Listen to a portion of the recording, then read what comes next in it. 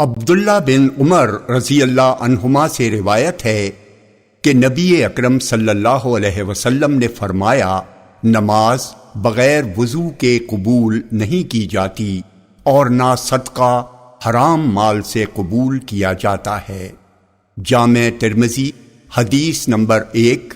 یہ حدیث صحیح ہے۔ ابو ہریرہ رضی اللہ عنہ کہتے ہیں کہ رسول اللہ صلی اللہ علیہ وسلم نے فرمایا، جب مسلمان یا مومن بندہ وضو کرتا اور اپنا چہرہ دھوتا ہے تو پانی کے ساتھ یا پانی کے آخری قطرے کے ساتھ اس کے چہرے سے وہ تمام گناہ جھڑ جاتے ہیں جو اس کی آنکھوں نے کیے تھے، یا اسی طرح کی کوئی اور بات فرمائی۔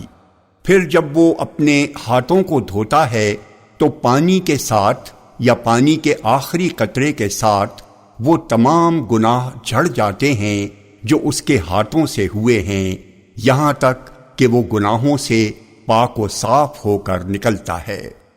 جامع ترمذی حدیث نمبر 2۔ یہ حدیث صحیح ہے۔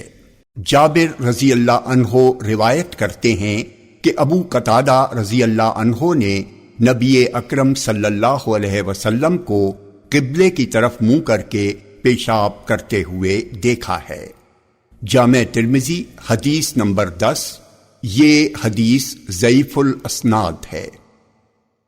جامع ترمذی حدیث نمبر 10۔ یہ حدیث ضعیف ہے۔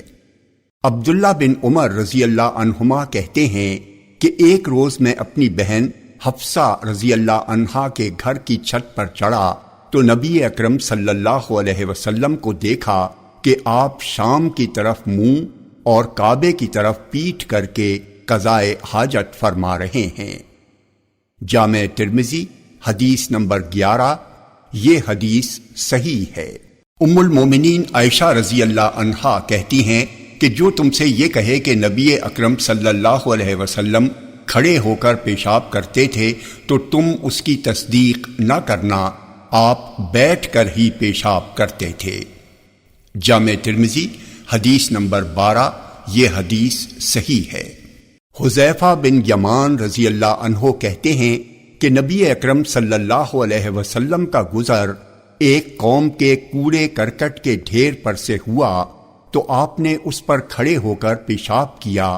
میں آپ کے لیے وضو کا پانی لایا، اسے رکھ کر میں پیچھے ہٹنے لگا تو آپ نے مجھے اشارے سے بلایا، میں آ کر آپ کی ایڑیوں کے پاس کھڑا ہو گیا۔ آپ نے وضو کیا اور اپنے موزوں پر مسح کیا۔ جامع ترمذی حدیث نمبر 13۔ یہ حدیث صحیح ہے۔ انس رضی اللہ عنہ کہتے ہیں کہ نبی اکرم صلی اللہ علیہ وسلم جب قضائے حاجت کا ارادہ فرماتے تو جب تک زمین سے بالکل قریب نہ ہو جاتے اپنے کپڑے نہیں اٹھاتے تھے۔ دوسری سند میں اعمش سے روایت ہے، ابن عمر رضی اللہ عنہما کہتے ہیں کہ نبی اکرم صلی اللہ علیہ وسلم جب قضائے حاجت کا ارادہ فرماتے کپڑے جب تک زمین سے قریب نہیں ہو جاتے نہیں اٹھاتے تھے۔ جامع ترمذی حدیث نمبر 14۔ یہ حدیث صحیح ہے۔ ابو قتادہ حارث بن ربیع انصاری رضی اللہ عنہ کہتے ہیں کہ نبی اکرم صلی اللہ علیہ وسلم نے اس بات سے منع فرمایا ہے کہ آدمی اپنے داہنے ہاتھ سے اپنا عضو تناسل چھوئے۔ جامع ترمذی حدیث نمبر 15۔